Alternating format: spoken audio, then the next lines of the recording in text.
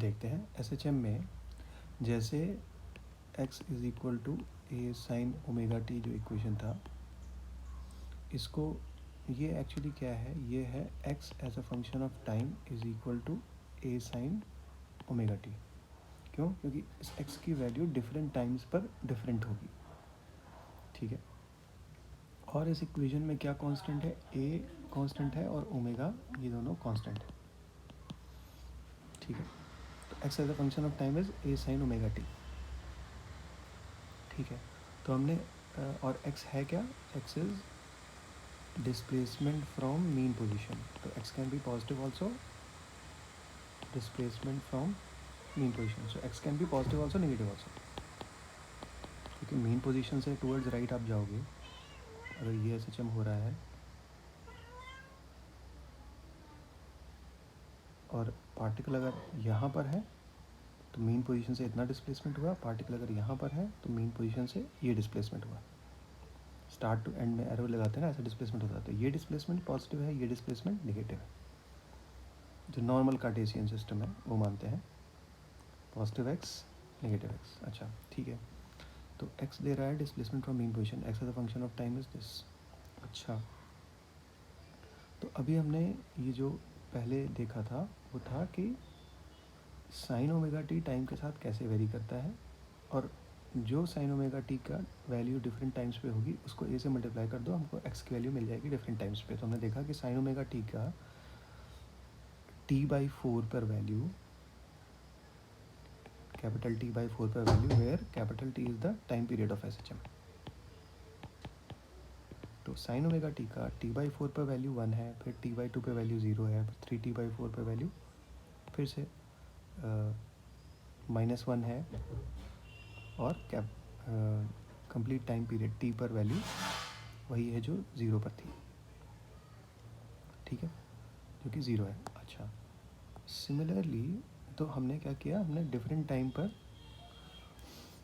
Sign omega T की value निकाली, उसको ऐसे मल्टीप्लाई कर दिया और हमको x की वैल्यू मिल गई डिफरेंट टाइम पर। ठीक है, सेम चीज़ हम करेंगे वेलोसिटी इन SHM के लिए।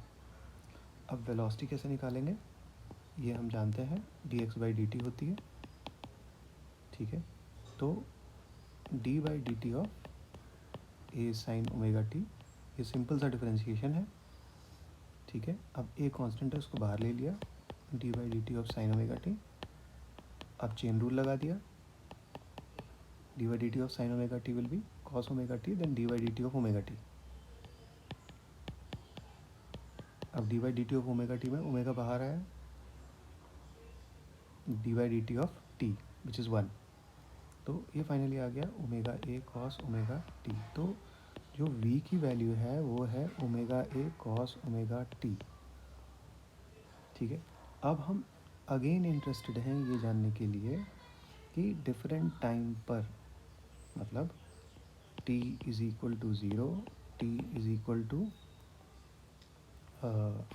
t/4, t is equal to t/2, t is equal to 3t/4, t is equal to t.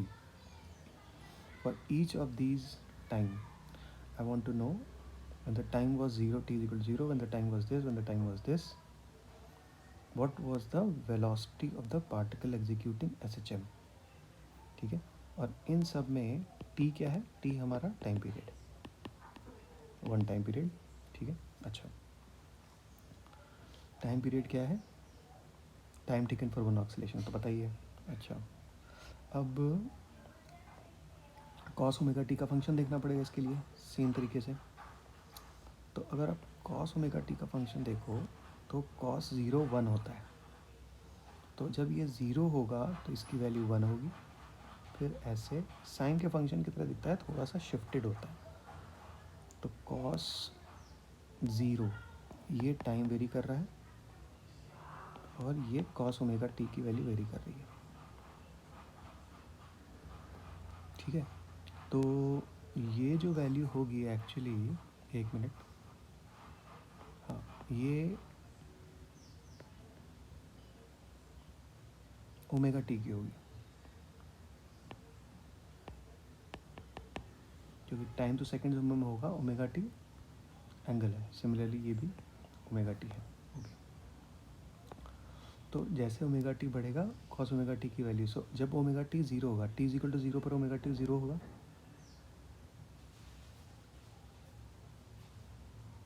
ठीक है। T is equal to zero पर ओमेगा टी हो गया ज़ीरो, तो कॉस ओमेगा टी हो गया वन, तो वी की वैल्यू हो गई ओमेगा ए, ठीक है। Particle t is equal to zero पर एक्स तो हम पता ही चुके हैं, t is equal to zero पर पार्टिकल मीन पोजीशन पे था। अब वेलोसिटी भी पता चल गई, तो मीन पोजीशन पे था और ऐसे जा रहा था ओमेगा ए वेलोसिटी से, ठीक है, कोई प्रॉब्लम नहीं है। अब t is equal to T by four पे क्या हुआ, ओमेगा टी की वैल्यू अब यहाँ पर देखना पड़ेगा, ओमेगा को लिखना पड़ेगा two pi by capital t, ठीक है। ओमेगा और टी में ये रिलेशन होता है, टी की वैल्यू होती है टू पाई बाई ओमेगा और ओमेगा की वैल्यू होती है टू पाई बाई टी, ठीक है। ये क्यों होती है इसको अलग से एक्सप्लेन करेंगे, क्योंकि टी जो रिलेट करता है वो रिलेट करता है फ्रीक्वेंसी से, T is one by frequency, ठीक है। और जो फ्रीक्वेंसी होती है वो ओमेगा से रिलेट करती है, omega is two pi nu. Frequency को हमने इस सिंबल से प्रेजेंट किया है, तो इसको फर्दर बाद में एक्सप्लेन करेंगे। अभी इस पर आते हैं, ओमेगा टी की वैल्यू, तो ओमेगा को हमने टू पाई बाई टी रखा, इंटू टी की वैल्यू टी बाई फोर रखी। अब देखो ये बन गया pi by two, omega T की वैल्यू पाई बाई टू, तो कॉस ओमेगा टी की value cos pi by two, cos pi by two cos 90 sine zero zero, ठीक है। इसलिए वी की value zero, particle is eight extreme position, यहाँ पर आ गया पार्टिकल, ठीक है। अब next t is equal to T by two पर आए, ओमेगा टी की वैल्यू कितनी हुई two pi by t into t by two, t t cut गया, ये आ गई पाई, तो कॉस ओमेगा टी की वैल्यू कॉस पाई होती है कॉस 180, है ना।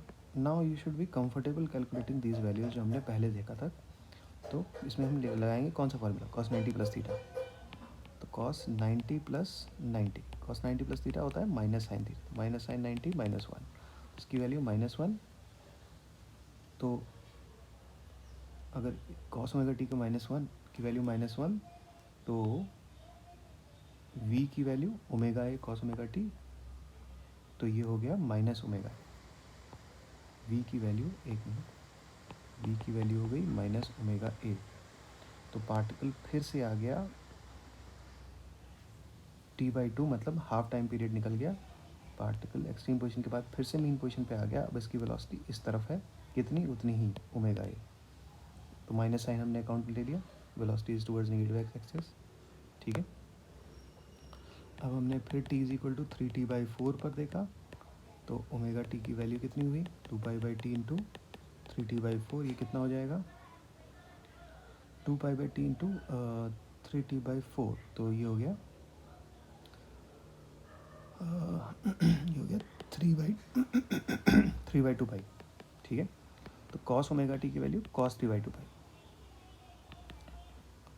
कि cos three by two pi. अब इसको हम कैसे लिखेंगे, इसको हम लिखेंगे थ्री बाई टू मतलब 1.5 पाई हो गया ना,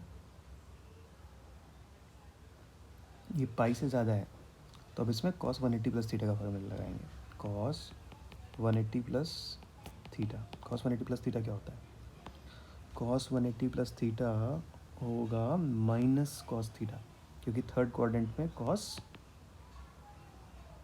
निगेटिव होता है,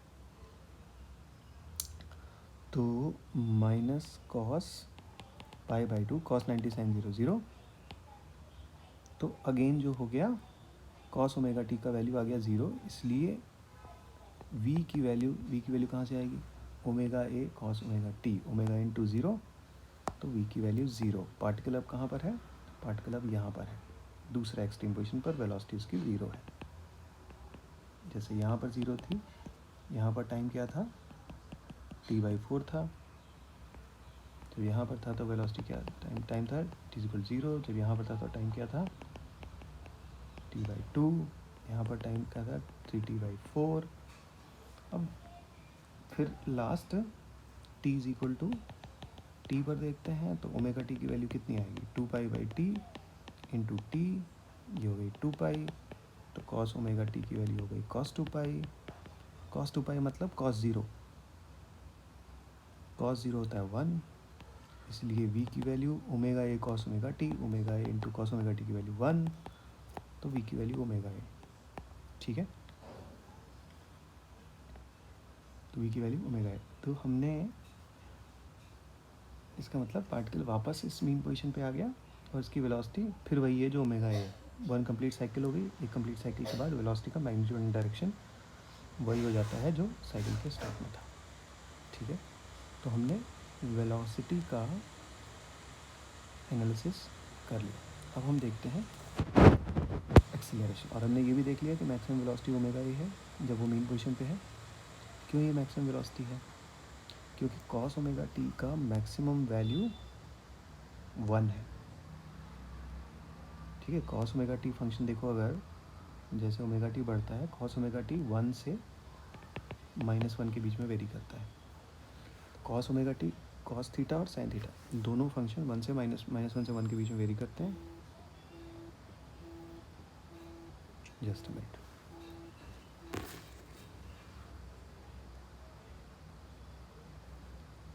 हेलो, हाँ किसी और नंबर से किया? अच्छा, बस अभी एक वीडियो बना रहे थे क्लास के लिए। हम्म, हम्म, हाँ हाँ, हम आधे घंटे में कॉल करते हैं जब, हाँ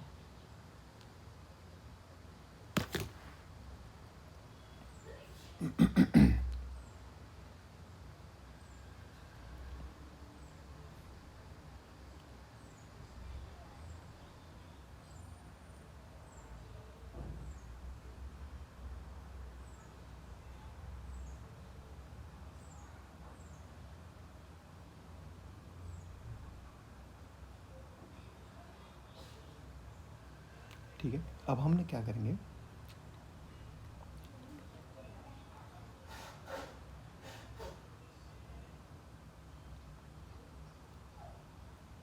सेम तरीके से जैसे हमने अलग अलग टाइम पर वेलोसिटी निकाली एसएचएम में, सेम तरीके से अब हम अलग अलग टाइम पर एसएचएम में एक्सेलरेशन निकालेंगे। क्योंकि एसएचएम अल्टीमेटली क्या है? SHM ultimately it is to and fro motion about a point.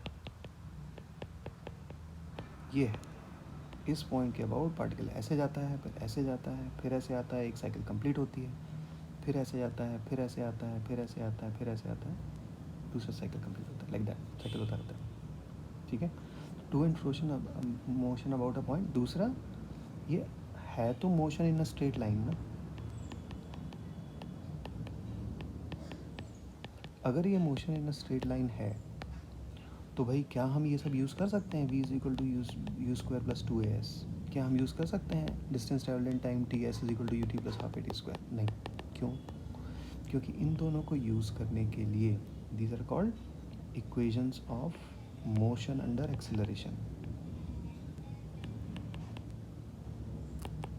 इनको हम इसलिए नहीं यूज़ कर सकते क्योंकि इन इक्वेशंस को यूज़ करने के लिए दो कंडीशन होनी चाहिए। पहली condition motion in straight line, और दूसरी condition acceleration should be constant. यहाँ पर एक्सेलरेशन कांस्टेंट नहीं है, जैसा कि अभी हम देखेंगे। Acceleration is also function of time because velocity is function of time. ठीक है, अच्छा, इसलिए इक्वेशंस ऑफ मोशन का यूज़ नहीं कर रहे हैं। तो फिर एसएचएम में वेलोसिटी और एक्सेलरेशन कैसे कैलकुलेट कर रहे हैं? तो अगर हमने इसीलिए किया है कि अगर x as a function of time पता है हमको, जो कि ए साइन ओमेगा टी है, तो फिर हमने वेलोसिटी कैलकुलेट करने के लिए x as a function of time को डिफरेंशिएट किया टाइम के respect, d by d t of A sine omega t. तो हमारा आ गया A omega cos omega t.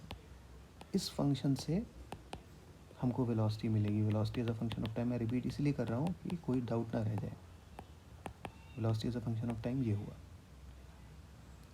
ठीक है, सिमिलरली जब एक्सेलरेशन निकालना होता है तो वेलोसिटी के फंक्शन को डिफरेंशिएट कर दो।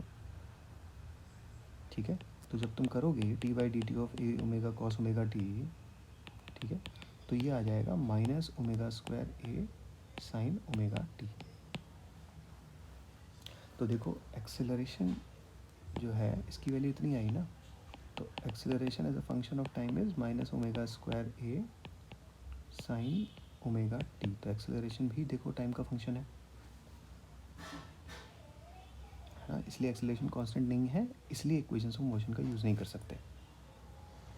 ठीक है भाई, ये भी क्लियर हो गया। अच्छा, ओके फाइन। अब हम देख लेते हैं कि जैसे हमने एनालिसिस किया था वेलोसिटी का, वैसे एक्सेलरेशन का एनालिसिस के डिफरेंट टाइम पर। तो अब हम क्या दिखना चाहते हैं, acceleration as a function of time in S H M is minus omega square A sine omega T.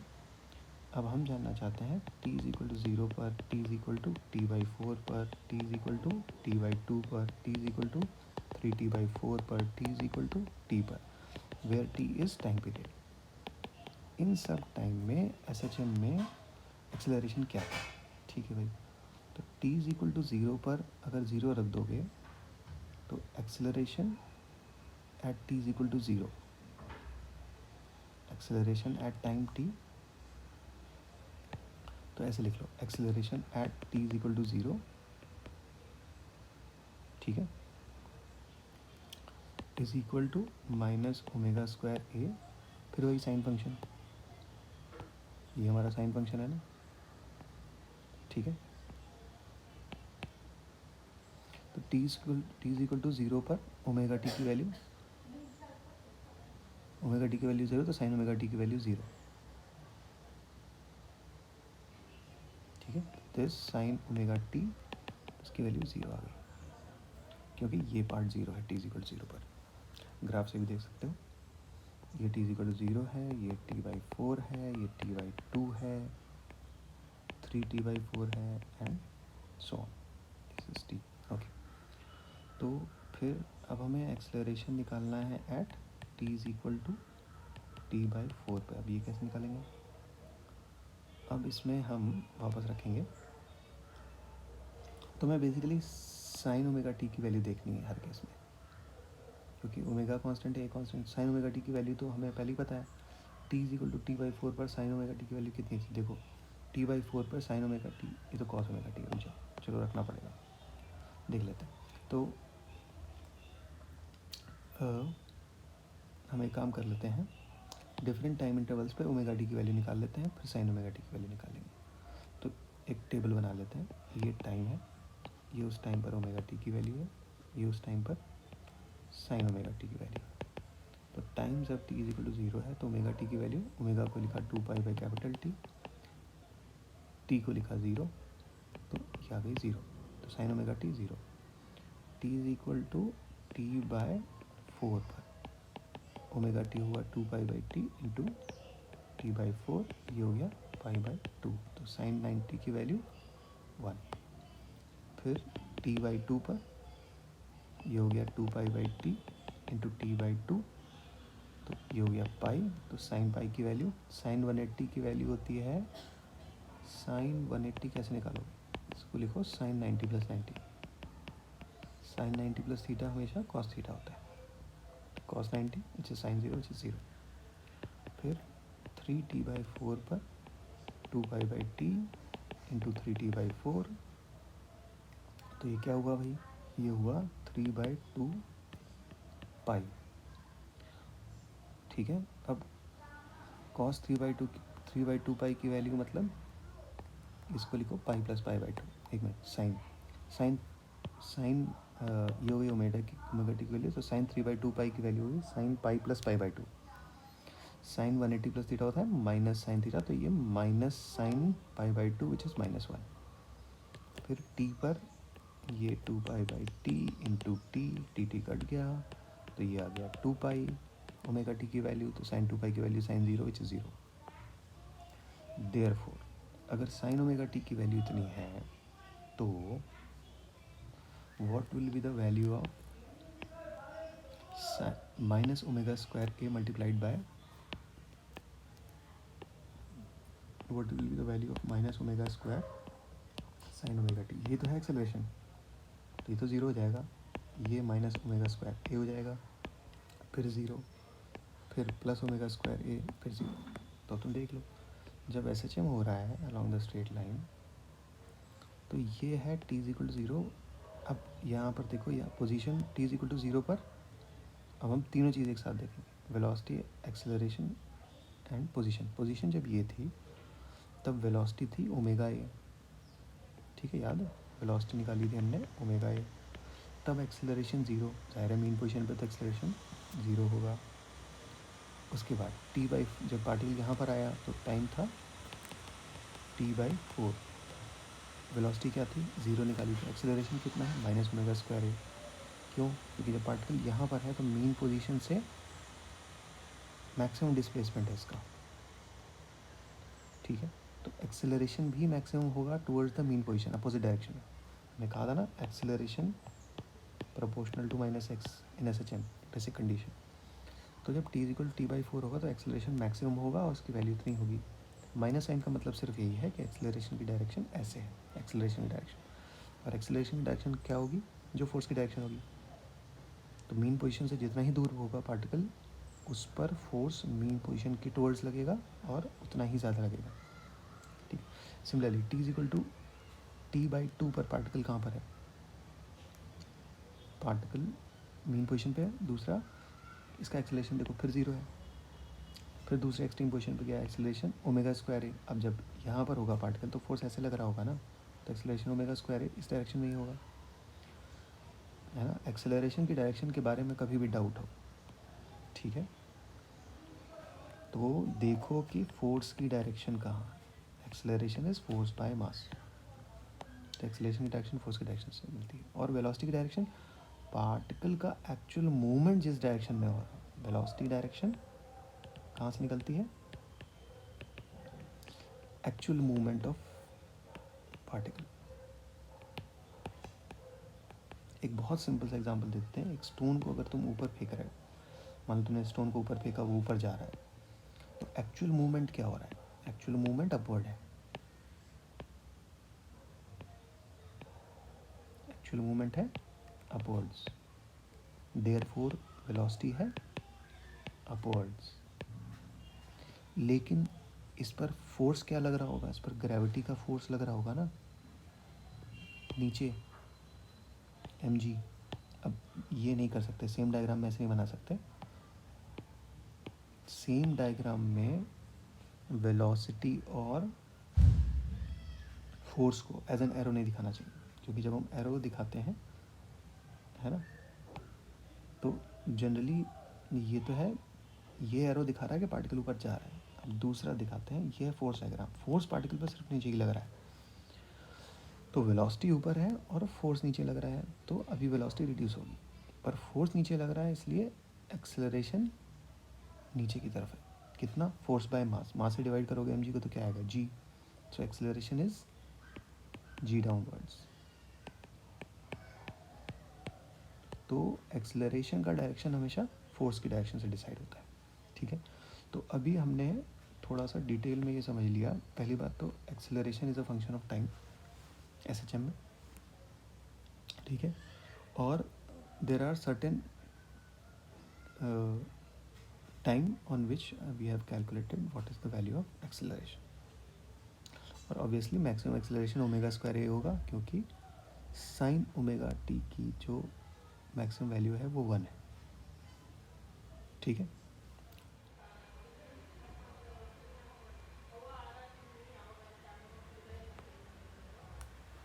Okay, ये एक बार फिर हम एसएचएम और रेफरेंस सर्कल देखना चाहते हैं, क्या रिलेशन है एसएचएम का और रेफरेंस सर्कल का। तो एसएचएम जो हमने एक्सप्लेन किया था, सिंपल हार्मोनिक मोशन,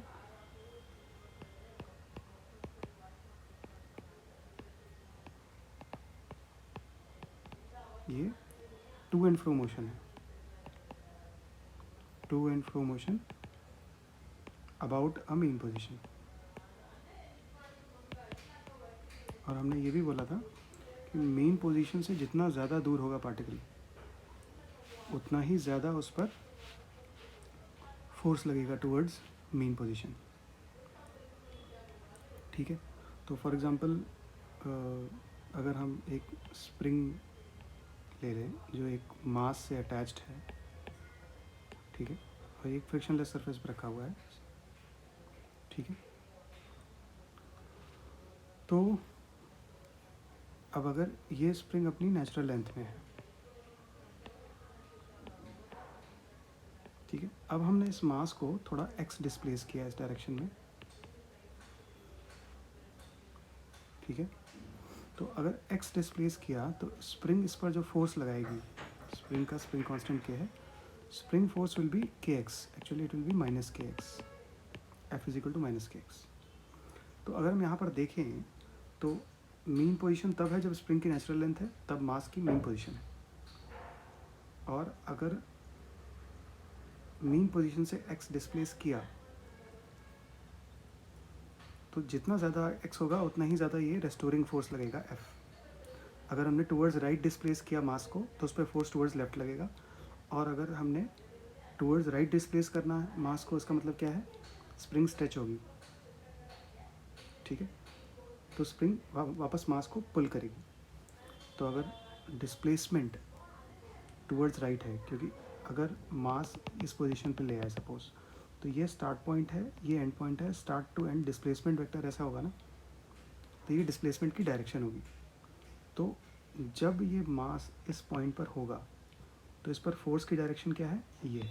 तो फोर्स की डायरेक्शन डिस्प्लेसमेंट की डायरेक्शन के अपोजिट है, इसलिए यहाँ पर ये माइनस यूज़ किया गया है, ठीक है। दूसरा ये कि जितना ज़्यादा डिस्प्लेसमेंट है मीन पोजीशन से, मीन पोजीशन क्या है, जब स्प्रिंग अपनी नेचुरल लेंथ में है, अनस्ट्रेच्ड है, ठीक है। तो जितना ज़्यादा डिस्प्लेस किया मीन पोजीशन से उतना ही ज़्यादा मैग्नीट्यूड होगा फोर्स का। ये होती है एसएचएम की कंडीशन, ठीक है। अच्छा, तो हमें पता है कि ये ऑसिलेट करेगा अबाउट दिस मीन पोजीशन। तो अभी मीन पोजीशन पे जाएगा तब इसकी कुछ वेलोसिटी होगी, फिर इधर आएगा, करेक्ट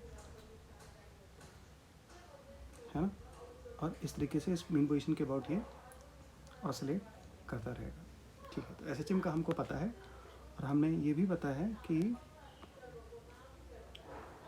एसएचएम का जो इक्वेशन होता है, ठीक है, अगर हमें डिस्प्लेसमेंट एट एनी टाइम चाहिए वो x is equal to A sine omega t, ये मैथमेटिकल एक्सप्रेशन है displacement from mean position in an SHM, ठीक है। और रेफरेंस सर्कल भी हम पहले एक बार देख चुके हैं। तो अगर हम यहाँ पर लिख लें x is equal to A sine omega t, ठीक है। x यहाँ पर ऐसा नहीं है कि x एक्सेस पे होना चाहिए, x एक्सेस पे भी हो सकता है, y एक्सेस पे भी हो सकता है। x का मतलब मीन पोजीशन से, क्योंकि ये मोशन स्ट्रेट लाइन में होता है ना एसएचएम, तो यहाँ एक्स वाई का मतलब नहीं, एट ए टाइम या तो एक्स एक्सेस पर एसएचएम हो रहा होगा या वाई एक्सेस पर एसएचएम हो रहा होगा। दोनों ही केस में हम रिप्रेजेंट कर रहे हैं डिस्प्लेसमेंट फ्रॉम मीन पोजीशन।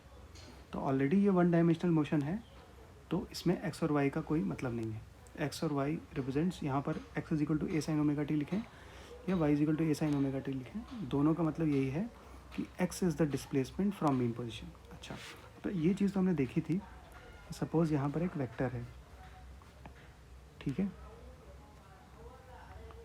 ये वेक्टर है, ये वेक्टर एंटी क्लॉकवाइज रोटेट कर रहा है ओमेगा एंगुलर वेलोसिटी से, ठीक है। और हमने देखा था कि अगर हम ये जो है इसको अगर हम वाई वाई डैश बोल दें, वाई वाई डैश पर वेक्टर का जो टिप है उससे अगर परपेंडिकुलर डालते हैं तो ये पॉइंट क्यू है, ठीक है। अब ये वेक्टर थोड़ा और आगे बढ़ा तो यहाँ पहुँच गया, ठीक है। अब हमने फिर वेक्टर के टिप से परपेंडिकुलर डाला, ठीक है, ठीक है। अब foot of perpendicular Q dash पर पहुँच गया। तो ऐसे आप देखते रहो, जब वेक्टर रोटेट करेगा, अब वेक्टर यहाँ पहुँच गया, ठीक है। अब हमने फिर परपेंडिकुलर डाला, अब ये यहाँ पर पहुँचा, ठीक है। अब वेक्टर यहाँ पहुँच गया, अब हमने फिर परपेंडिकुलर डाला, फुट ऑफ परपेंडिकुलर यहाँ पे आया, अब वेक्टर यहाँ पहुँच गया, हमने फिर परपेंडिकुलर डाला, किस पर परपेंडिकुलर डाल रहे हैं, वाई वाई पे, और किसको देख रहे हैं, फुट ऑफ परपेंडिकुलर, ठीक है। अब यहाँ पहुँच गया, तो जैसे अगर इस पॉइंट को, टिप ऑफ द वेक्टर को अगर पी मान लें, पी अगर एंटी क्लॉकवाइज रोटेट कर रहा है ओमेगा एंगुलर वेलोसिटी से, तो पी का जो मोशन हो रहा है वो एक सर्कुलर मोशन है with a constant angular velocity. तो पी कहाँ पर है हम ये कैसे बता सकते हैं कि उसने पॉजिटिव एक्स एक्सिस से कितना एंगल कवर कर लिया है। ये अगर पी ने यहाँ पर स्टार्ट किया है तो ओमेगा एंगुलर वेलोसिटी से टी टाइम में ओमेगा टी एंगल कवर करेगा, है ना। तो अगर टी इज इक्वल टू 0 पर ये यहाँ पर था, तो टाइम टी पर ओमेगा एंगुलर वेलोसिटी से ओमेगा टी एंगल कवर किया, ठीक है। तो हम ऐसे बता सकते हैं कि किसी भी टाइम टी पर ये वेक्टर कहाँ था, ठीक है। तो ये तो कांस्टेंट एंगुलर वेलोसिटी जा रहा है, लेकिन अगर इसका फुट ऑफ परपेंडिकुलर हम देखना चाहें, जो कि क्यू है, फुट ऑफ परपेंडिकुलर, इसका फुट ऑफ परपेंडिकुलर जैसे as P rotates anticlockwise on this circle, the foot of perpendicular from P to the y-axis, which is Q. The foot of perpendicular from P to y-axis, which is Q. Q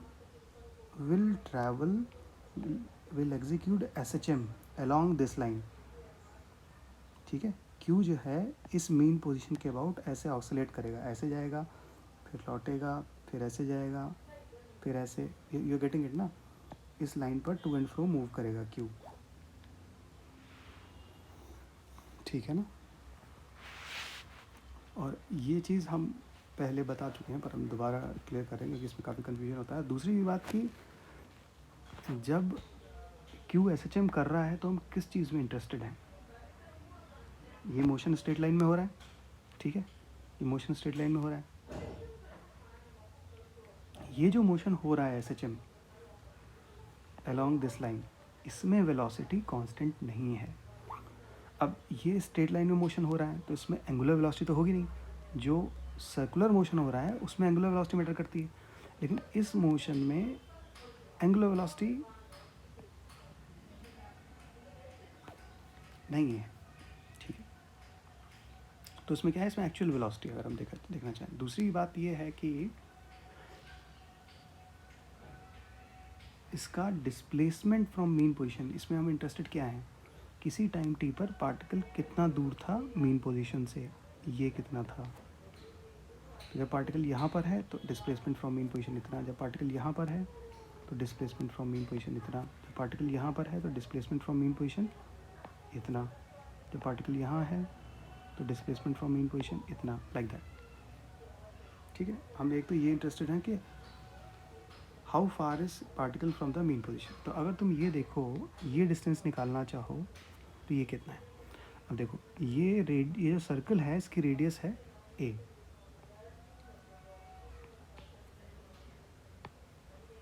ठीक है, तो radius of circle A है। और देखो maximum displacement from mean position, जो particle SHM कर रहा है यहाँ पर, उसका मैक्सिमम डिस्प्लेसमेंट मीन पोजीशन से कितना होगा, वो भी सर्कल की रेडियस के बराबर होगा, इतना ए। तो अब अगर ए है ये, अगर ये ओमेगा टी है, ठीक है, ये देखो, ये अगर ओमेगा टी है तो ये क्या हुआ, 90 minus omega T, 90 minus omega t. अब अगर ये ए है, ये 90 माइनस ओमेगा टी है, तो ये क्या हो गया, a cos 90 minus omega t. तो ओ क्यू की value a cos 90 minus omega t, cos 90 minus omega t is sine omega t, तो ए साइन ओमेगा टी हो गया O Q. Displacement from mean position O Q हो गया ए sine omega t. अब O Q को x बोल दो, Y बोल दो, कोई फ़र्क नहीं पड़ता, क्योंकि मोशन जो है वो एक ही डायमेंशन में हो रहा है। जब मोशन 2 डायमेंशन होता है ना, तब एक्स और वाई का डिफरेंट मीनिंग होता है, लेकिन जब मोशन सिर्फ एक ही डायमेंशन में हो रहा है, ठीक ठीक है, तब कुछ भी लिख सकते हैं। अब अगर 2 SHM हो रहे होंगे तब x को x, y को y लिखना पड़ेगा, ठीक है, तब 2 डायमेंशनल मोशन हो गया। 2 SHM एक साथ हो रहे हैं तो 2 डायमेंशनल मोशन हो गया। अच्छा, तो हम इसको लिखना चाहते हैं OQ को, तो चलो y लिख दो, कोई फ़र्क नहीं पड़ता, है ना। y एक्सिस पे ये मोशन हो रहा है अलॉन्ग द स्ट्रेट लाइन, तो कन्फ्यूजन ना हो इसलिए y is equal to a sin omega t, ठीक है भाई, ये हो गया। तो ये OQ की ये लेंथ है a sin ओमेगा टी,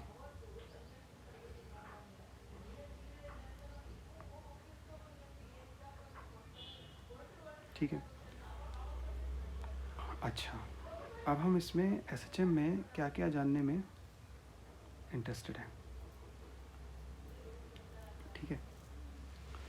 दूसरा, अगर हम ये SHM देखें जो x एक्सिस पे हो रहा है, ठीक है, अगर यहाँ से इस पर परपेंडिकुलर डालें तो फुट ऑफ परपेंडिकुलर P से जो x डैश पर परपेंडिकुलर डाला जाए, इस P पॉइंट से अगर इस x डैश पर परपेंडिकुलर डाला जाए तो जो फुट ऑफ परपेंडिकुलर है ये भी SHM एग्जीक्यूट करता है। जैसे जैसे P ऐसे रोटेट करता है, P का foot of perpendicular on x axis इस पॉइंट के अबाउट ऐसे SHM करता है, ठीक है। अच्छा, अब हमको देखना है इस SHM का इक्वेशन क्या होगा। तो ठीक है, जब P यहाँ पर है तो ये यहाँ पर है, जब P यहाँ पर गया तो इसका फुट ऑफ परपेंडिकुलर यहाँ पर है, ठीक है। तो अब हमको P की पोजीशन को इससे रिलेट करना है, तो P ने ओमेगा टी एंगल कवर किया है, अगर ये A है तो ये कितना हुआ भाई, A cos ओमेगा टी, यही तो हुआ, ठीक है। तो x is equal to A cos omega t लिख सकते हैं, ठीक है ना। तो एक SHM ये भी हो रहा है, x is equal to A cos omega t. तो जैसे जैसे P सर्कुलर पाथ पे रोटेट करता है, इसका foot of perpendicular on y axis SHM करता है जो कि ये है, इसका foot of perpendicular on x axis जो SHM करता है उसका इक्वेशन ये है, ठीक है। t इज इक्वल टू 0 पर इस SHM के लिए अगर इस पे t इज इक्वल टू 0 रखोगे तो y की वैल्यू आई आए, at t is equal to 0 y की वैल्यू आएगी 0, ठीक है। इस SHM के लिए अगर t इज इक्वल टू 0 रखोगे, at t is equal to 0 x equal to a cos 0 1, तो a हो जाएगा x इक्वल टू a, ठीक है। मतलब t इज इक्वल टू 0 पर ये मीन पोजीशन पर था, जो y एक्सिस पर SHM है वो उस SHM में t इज इक्वल टू 0 पर पार्टिकल को मीन पोजीशन पर देखा गया, जो x एक्सिस पर SHM है उस SHM में t इज इक्वल टू 0 पर पार्टिकल को एक्सट्रीम पोजीशन में देखा गया, ठीक है। तो ये एक बार हमने फिर से a sin omega T A cos omega T repeat कर दिया। अब हम दूसरी चीज़ पर आते हैं, रफली आइडिया लिख गया, a sin omega T SHM है सपोज, ठीक है, ओके।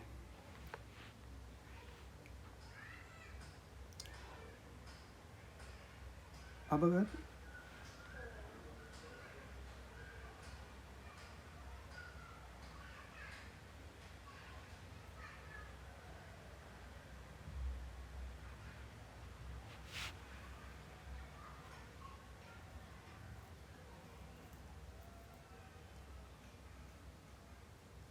हाँ, अब हम देखते हैं कि अगर ये a sin ओमेगा टी है, ठीक है, तो डिस्प्लेसमेंट फ्रॉम मीन पोजीशन कैसे वेरी करता है। तो ठीक है, ये तो कांस्टेंट है, साइन फंक्शन को देख लेते हैं। साइन फंक्शन कुछ ऐसे होता है, और ये टाइम आगे बढ़ रहा है, ये साइन फंक्शन की वैल्यू है, ठीक है। तो यहाँ पर ये फंक्शन साइन ओमेगा टी है, उसकी वैल्यू दोनों साइड में देखते हैं। तो ये 0 टाइम है, ये पूरा टाइम पीरियड है, ये t/2 है, ये t/4 है, ये टाइम 3t/4 है, ठीक है। तो अगर हम देखें कि टाइम 0 पर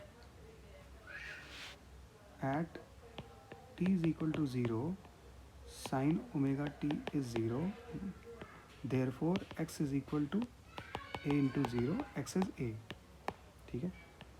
at t is equal to t/4, ठीक है।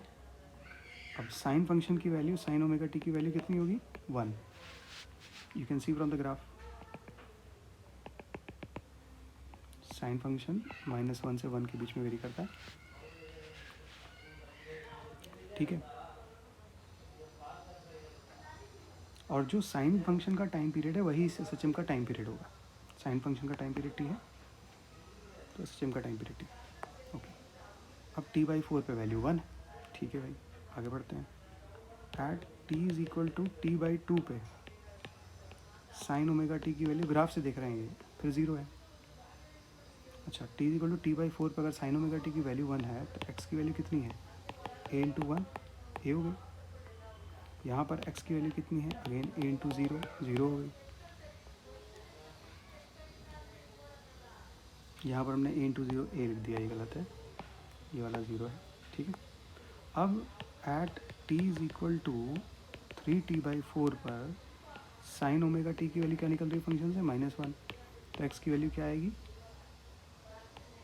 a इंटू -1, माइनस a हो जाएगी। At t is equal to t पर साइन ओमेगा टी की वैल्यू फंक्शन से क्या है, फिर 0 है, तो x की वैल्यू a इंटू 0, फिर 0 हो जाएगी, ठीक है। तो t इज इक्वल टू 0 पर x की वैल्यू 0, t/4 पर फिर से a, फिर 0, फिर से -a, फिर 0।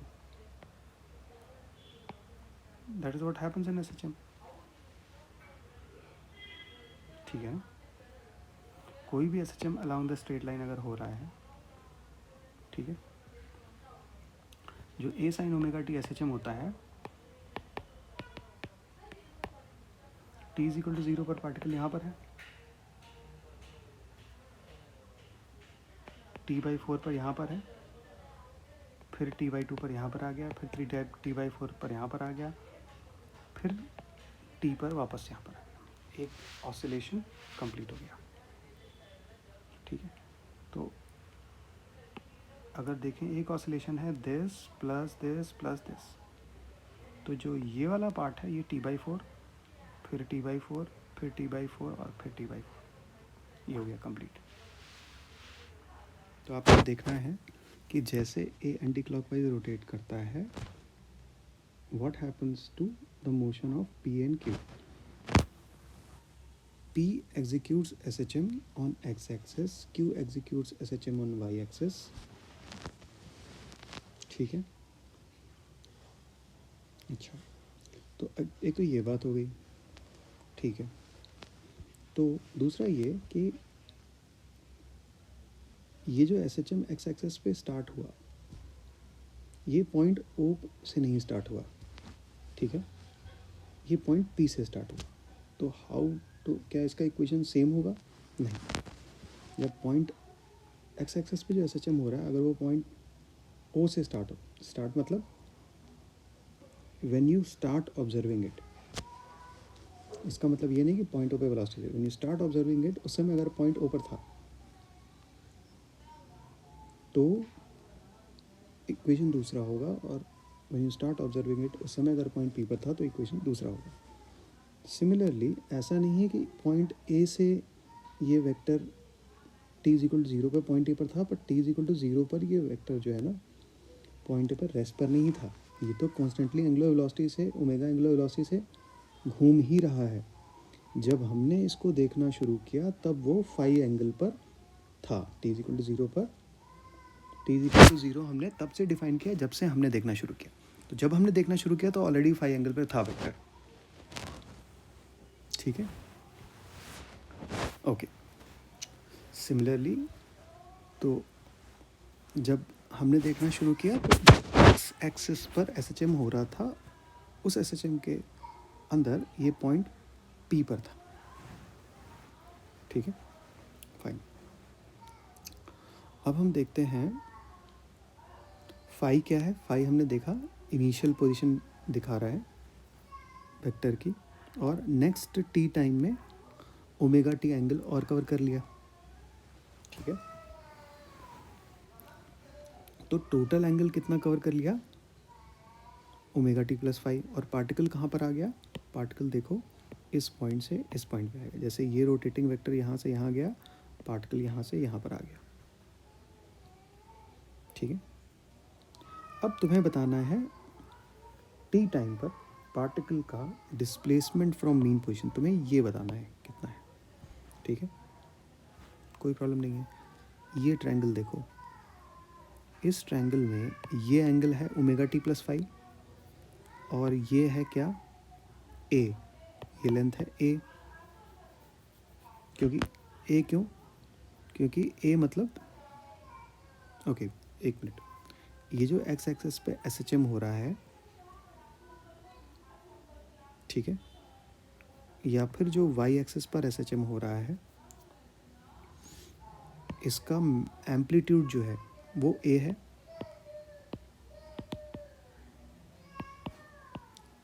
Which is same as the radius of circle.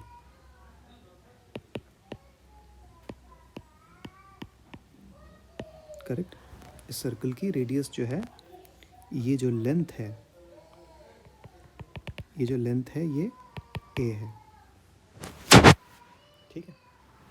इस सर्कल का जो रेडियस है वही एस एच एम का एम्पलीट्यूड है, वो आप क्लियरली इसमें देख सकते हो। अच्छा, तो हम बात कर रहे थे इस ट्रायंगल की, हमें निकालना था टाइम टी पर पार्टिकल पी जो है मीन पोजीशन से कितना इधर था, ठीक है।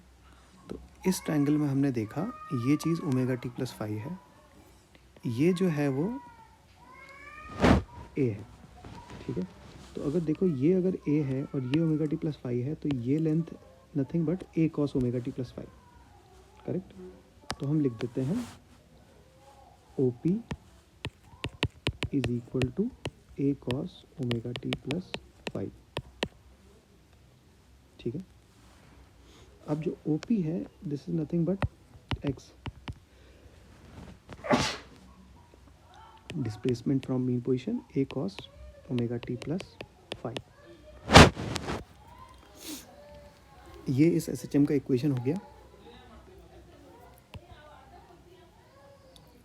अब अगर पूछा जाए कि जो एस एच एम, ये एस एच एम का इक्वेशन हुआ, ठीक है ना, और t is equal to zero पर जो एस एच एम हो रहा था जिस पार्टिकल का, वो पार्टिकल यहाँ पर था,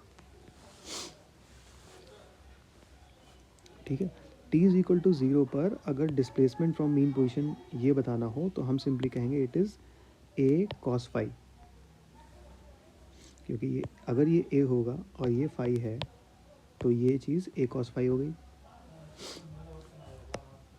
अब यहाँ पर T is equal to zero रख दो, at T is equal to zero X is equal to A cos omega T zero plus phi, T is equal to omega T zero हो जाएगा ना, A cos phi, correct. T is equal to zero पर particle कहाँ था, ए cos five पर, ठीक है। तो ये एस एच एम हो गया। अच्छा, अब अगर जो वाई एक्सिस पे एस एच एम हो रहा है उसको ध्यान से देखो, ठीक है। तो टाइम टी पर तो पार्टिकल कहाँ पर स्टार्ट किया था, यहाँ पर, तब वाई एक्सिस पे जो पार्टिकल का था वो यहाँ पर था।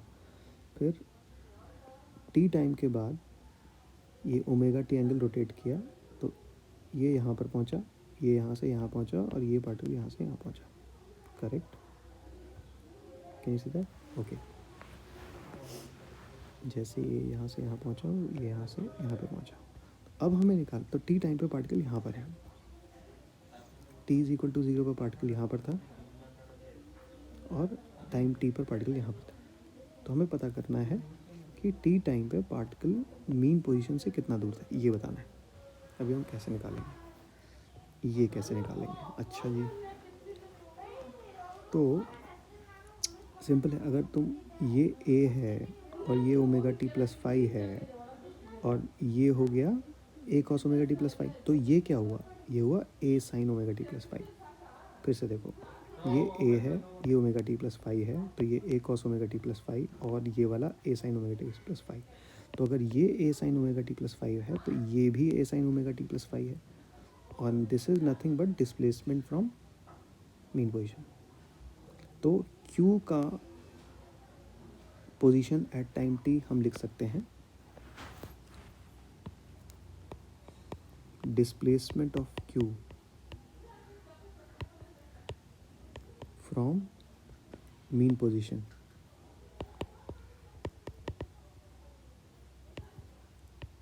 ओ at time t. Time T पर क्यू मीन पोजीशन से कितना दूर था, that is A sine omega t plus 5। अब इसको हम y बोल देते हैं, ठीक है। ये जो डिस्प्लेसमेंट है इसको हमने y बोल दिया।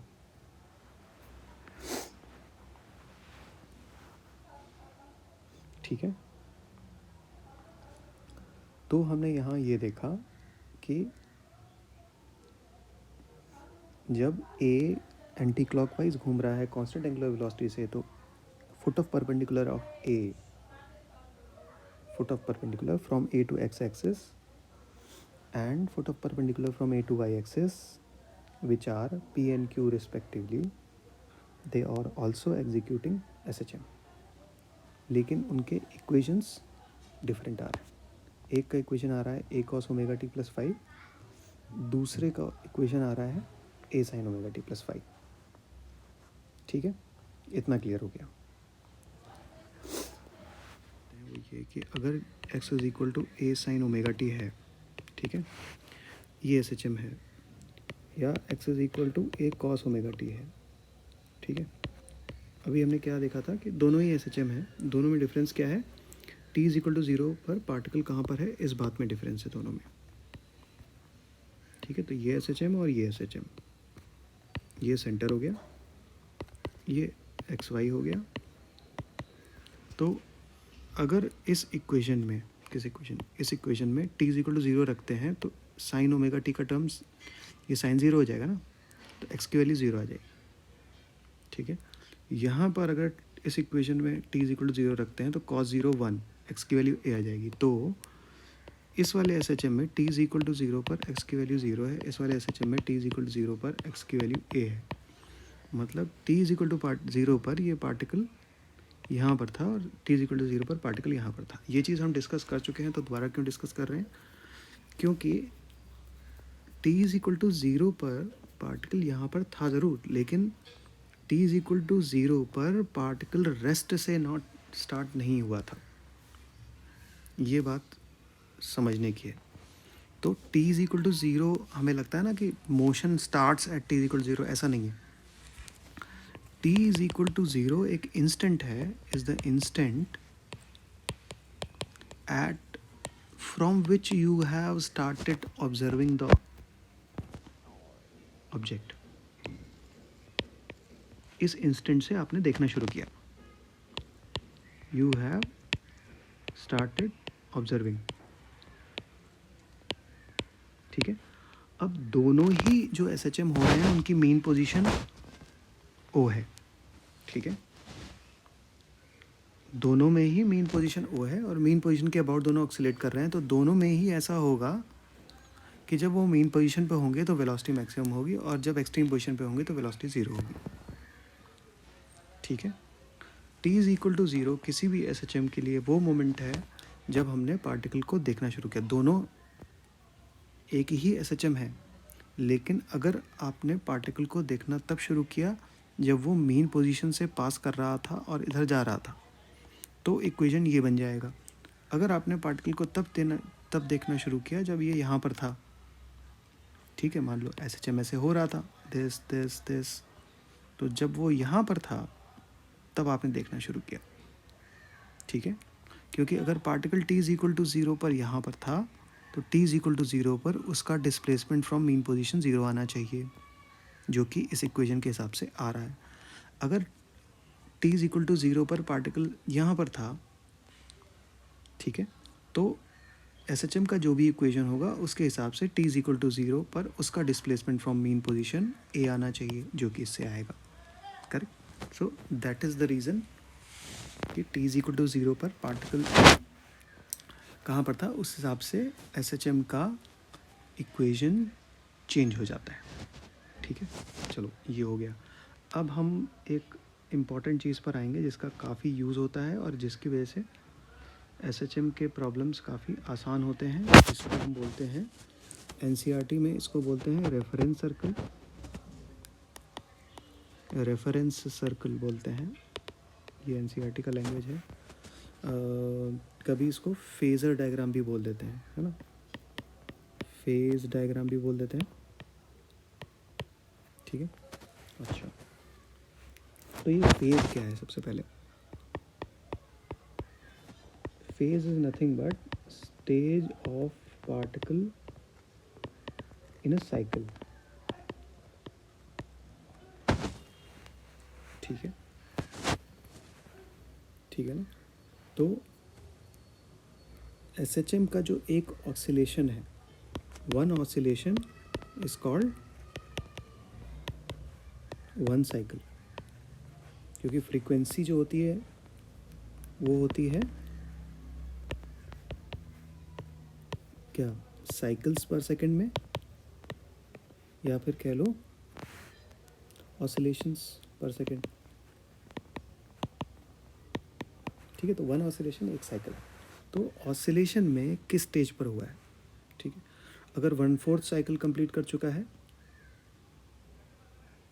तो फेज डिफरेंट होगा, हाफ साइकिल कंप्लीट कर चुका है, ठीक है, ये बात हुई।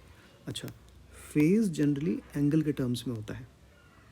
तो ऐसे देखो कि एक सर्कल मान लो, ठीक है, यहाँ से एक पार्टिकल एंटी क्लॉकवाइज डायरेक्शन में चला, ठीक है। तो इस सर्कल का टोटल एंगल कितना है, टोटल एंगल है 2 पाई, ठीक है।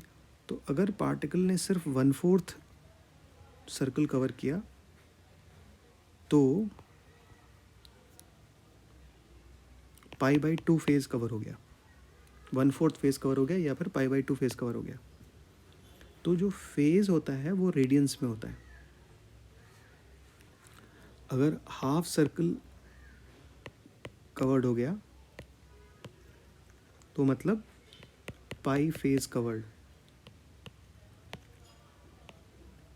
क्योंकि सर्कल कंप्लीट करने होने का मतलब, सर्कल कंप्लीट होने का मतलब, सर्कल के लिए साइकिल क्या है, एक कंप्लीट रोटेशन हो जाना। ऑसिलेशन के लिए साइकिल क्या है, अगर इस पॉइंट से अगर ऐसे ऑसिलेशन हो रहा था, यहाँ से इधर गया, फिर इधर गया, इधर गया, इसके बाद मोशन रिपीट होगा, तो एक साइकिल दूसरी साइकिल, करेक्ट, ऐसा है। तो अगर particle t is equal to 0 पर, ठीक है, already 1/4 circle, 1/4 of the cycle cover कर चुका है, तो हम कहेंगे कि पार्टिकल का इनिशियल फेज π/2 है,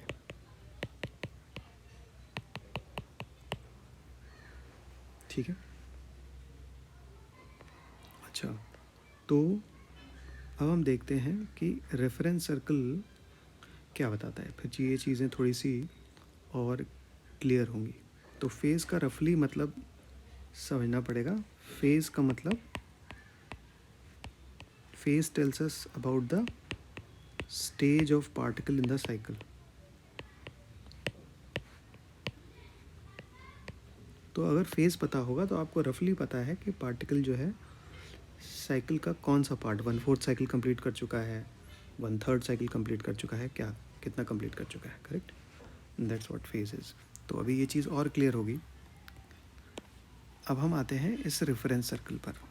तो अब हम एक सर्कल बना लेते हैं, ठीक है, ये सर्कल बना लिया हमने। एक वर्टिकल लाइन ड्रॉ किया, 1 मिनट, ऐसे कर ले, ठीक है। तो एक वर्टिकल लाइन ड्रॉ कर दिया हमने, ये थोड़ा सा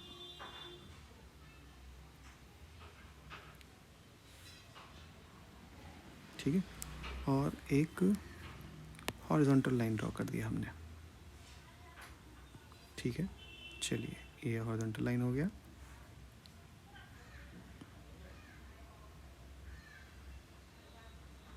ठीक है, अच्छा, अब देखिए, मान लीजिए यहाँ पर एक वेक्टर बना दिया आपने, ठीक है। ये vector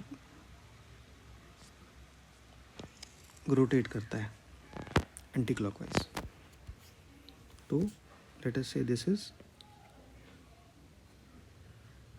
anti clockwise rotating vector, ठीक है, ठीक है। अब ये वेक्टर जो है, अगर ये रोटेट करता है तो कुछ टाइम के बाद ये यहाँ पर होगा, फिर कुछ टाइम के बाद यहाँ पर होगा, है ना, कुछ टाइम के बाद यहाँ पर होगा, फिर यहाँ, फिर यहाँ, और ये अपना एक सर्कल कंप्लीट कर लेगा, करेक्ट, ऐसे ही तो होगा ना, ठीक है। तो ये ओमेगा एंगुलर वेलोसिटी से रोटेट कर रहा है, मान लेते हैं, ठीक है। अच्छा, अब हम, क्योंकि और डायग्राम में कन्फ्यूजन ना हो इसलिए हम इसको हटा देते हैं, क्योंकि इस डायग्राम में अभी हमें और चीज़ें ड्रॉ करनी पड़ेंगी।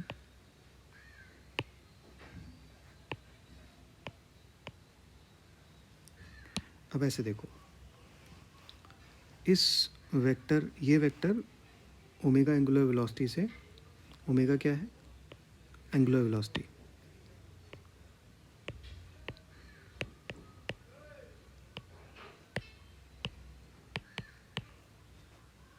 एंगुलर वेलोसिटी क्या होती है, angle covered per unit time, per unit time.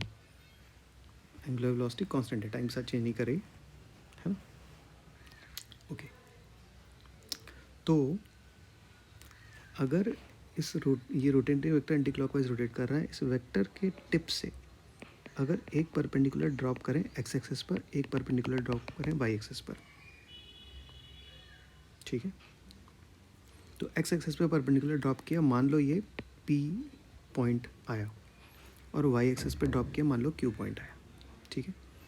अब जैसे ये वेक्टर रोटेट करेगा, मान लो इस वेक्टर की दूसरी पोजीशन ये है, थोड़े टाइम बाद यहाँ पर आ गया, तो अब जो है पी जो है यहाँ पर आ गया, और क्यू कहाँ पर आ गया, यहाँ पर आ गया। तो अब आप एक काम कीजिए, वेक्टर के टिप को सपोज हम नाम दे देते हैं ए, वेक्टर की टिप को क्या नाम देते हैं, ए, ठीक है।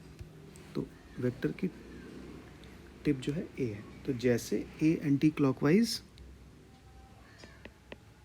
रोटेट करेगा, जैसे ए एंटी क्लॉकवाइज रोटेट करेगा कांस्टेंट एंगुलर वेलोसिटी ओमेगा से, आपको क्या फॉलो करना है, foot of perpendicular from A to X axis, ठीक है। तो हम इसको नाम देते हैं X X dash, Y Y dash,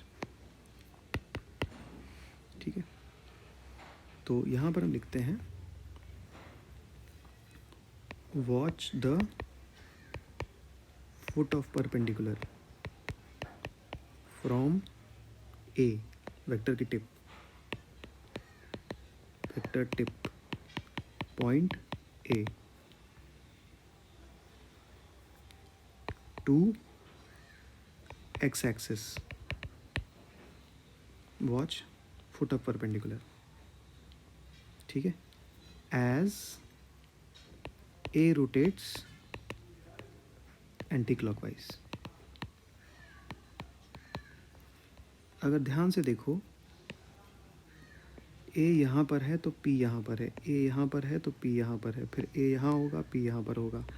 as a is rotating anticlockwise, फिर ए यहाँ पर होगा, फिर ए यहाँ पर होगा, ठीक है।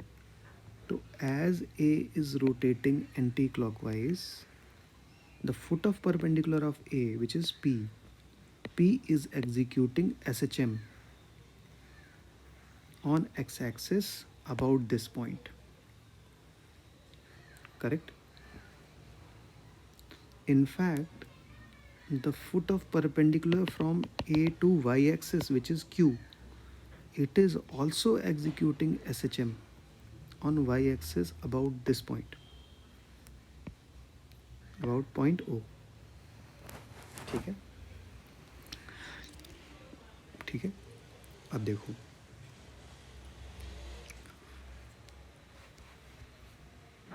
ये जो ओमेगा है, ओमेगा एंगुलर वेलोसिटी है, तो ये पार्टिकल जो है कहाँ से स्टार्ट हुआ है? अगर t is equal to zero पर, t is equal to zero पर पार्टिकल कहाँ पर था? इस पोजीशन पे था, ठीक है.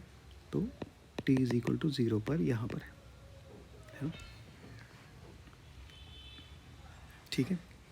तो ये जो एंगल होता है इसको हम इनिशियल फेज बोलते हैं फाई, ठीक है. फाई क्या है? इनिशियल फेज है.